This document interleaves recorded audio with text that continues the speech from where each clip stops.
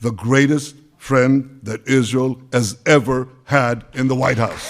প্রথম মেয়াদে মার্কিন প্রেসিডেন্ট থাকাকালীন ডোনাল্ড ট্রাম্পের সঙ্গে বেশ বন্ধুত্বপূর্ণ সম্পর্ক ছিল ইসরায়েলি প্রধানমন্ত্রী বেনিয়ামিন নেতানিয়াহুর। সে সময় ইরানের পরমাণু চুক্তি বাতিল করেছিলেন ট্রাম্প। এছাড়াও ইসরায়েলের রাজধানী হিসেবে জেরুজালেমকে স্বীকৃতি দিয়েছিলেন। এছাড়া তেল আবিব ও আরব দেশগুলোর মধ্যকার সম্পর্ক স্বাভাবিক করার চেষ্টা করেছিলেন তিনি। এসব কারণেই ট্রাম্পকে ইসরায়েলের বন্ধু হিসেবে অভিহিত করেছিলেন নেতানিয়াহু। কিন্তু হঠাৎ করেই সেই সম্পর্কও যেন বিষিয়ে উঠেছে।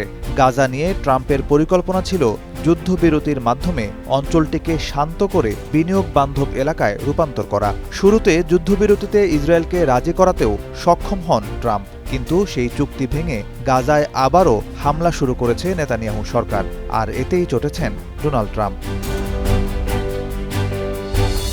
একাধিক আন্তর্জাতিক সংবাদ মাধ্যমে দাবি করা হয়েছে ডোনাল্ড ট্রাম্প সিদ্ধান্ত নিয়েছেন বেনিয়ামিন নেতানিয়াহুর সঙ্গে আর যোগাযোগ রাখবেন না। যুক্তরাজ্য ভিত্তিক সংবাদ মাধ্যম মিডল ইস্ট মনিটর জানায়, ইসরায়েলি আর্মি রেডিওর সাংবাদিক ইয়ানির কজিন এক্সে দাবি করেছেন নেতানিয়াহু ট্রাম্পকে রাজনৈতিকভাবে ম্যানিপুলেট করার চেষ্টা করছে, অর্থাৎ নিজের স্বার্থে ট্রাম্পকে ব্যবহার করতে চাইছেন নেতানিয়াহু। আর তাতেই চরম ক্ষুব্ধ হয়ে ট্রাম্প বলেছেন, যথেষ্ট হয়েছে। একই খবর জানিয়েছে ইসরায়েলি কট্টর ডানপন্থী সংবাদপত্র হাইওমো। সংবাদ মাধ্যমটি জানায়, ট্রাম্প ও নেতানিয়াহুর ব্যক্তিগত সম্পর্ক এখন ভীষণ রকম খারাপ। এক ইসরায়েলি কর্মকর্তার বরাত দিয়ে ইসরায়েলি আর্মি রেডিও জানিয়েছে, ট্রাম্প সবচেয়ে বেশি ঘৃণা করেন যখন তাকে বোকা বানানো হয় এবং যখন তাকে কেউ নিজের স্বার্থে ব্যবহার করে।